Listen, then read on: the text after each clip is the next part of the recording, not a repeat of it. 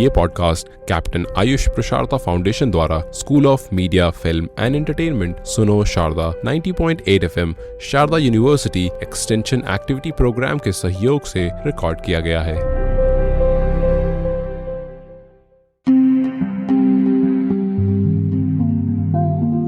दुनिया करती है जिसे सलाम, वो है भारत का सैनिक महान। रणभूमि में दुश्मन को जो चटाए धूल, वो है भारत का जवान। नमस्कार, मैं हूँ लवलीन और हमारे साथ हैं तरुण प्रताप सिंह, साकिब शेख। दोस्तों, आज कारगिल विजय दिवस है और आज हम बात करने वाले हैं भारत के वीर योद्धाओं की बहादुरी और उनके संघर्ष के बारे में। भारत में हर साल 26 जुलाई को कारगिल विजय दिवस मनाया जाता है और कारगिल युद्ध में भारत के सैन्य जीत को 23 साल हो चुके हैं। 26 जुलाई 1999 को कश्मीर के कारगिल युद्ध में पाकिस्तान पर भारत की जीत के उपलक्ष्य में हर साल कारगिल विजय दिवस मनाया जाता है।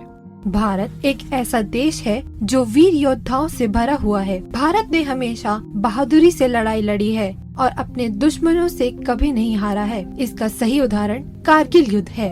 भारतीय सेना ने पाकिस्तानी सेना को उनकी जमीन से खदेड़ दिया था और अपनी जमीन को पाकिस्तानी नियंत्रण से वापस ले लिया। 1999 में जब भारत ने पाकिस्तान के खिलाफ कारगिल युद्ध जीता तो दुनिया ने भारतीय सेना की बहादुरी की प्रशंसा की। कारगिल युद्ध क्षेत्र एक खतरनाक स्थान है जहां आसानी से सफल होना मुश्किल है। लड़ाई श्रीनगर से दूर कारगिल के टाइगर हिल इलाके में हुई। यहाँ सर्दियाँ लंबी होती हैं और तापमान -48 डिग्री सेल्सियस तक गिर जाता है। पाकिस्तानी सेना को उम्मीद थी कि वह लद्दाख और कश्मीर के बीच संबंध तोड़ लेगा और फिर धीरे धीरे कश्मीर को अपने कब्जे में ले लेगा। 1998 और 1999 की सर्दियों के दौरान पाकिस्तानी सेना इस क्षेत्र पर हावी रही।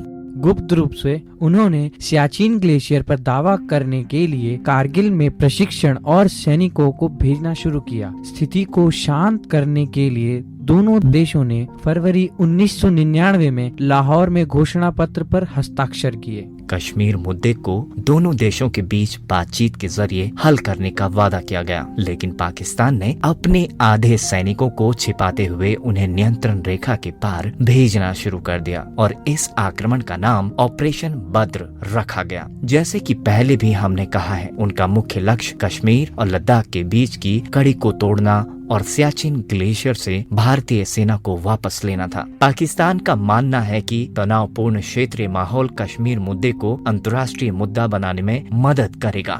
युद्ध सरकारों द्वारा नहीं बल्कि पूरे राष्ट्र द्वारा छेड़े जाते हैं। लोग सरकार बदलते हैं, लेकिन देश की सेवा के लिए खुद को समर्पित करने वालों को हमेशा याद किया जाता है। वर्तमान और सुरक्षित भविष्य के लिए सैनिक अपने प्राणों की बलिदान देते हैं।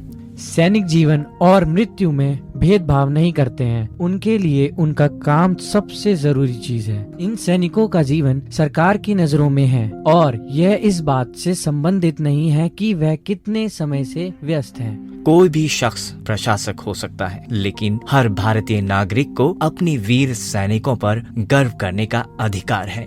हर राष्ट्र के अपने राष्ट्रीय अवकाश होते हैं जो अपने नागरिकों को देशभक्ति की सबसे बड़ी भावना महसूस करने का एक अच्छा अवसर होता है। हमारे अतीत की कहानियाँ हमें हमारे भविष्य के लिए एक मजबूत आधार प्रदान करती है। वीर सपूतों ने हमें कई वीर गाथाएं दिखाई हैं। वीरता और अपनी मातृभूमि के लिए सब कुछ देने के लिए हमेशा प्रेरित करेंगे।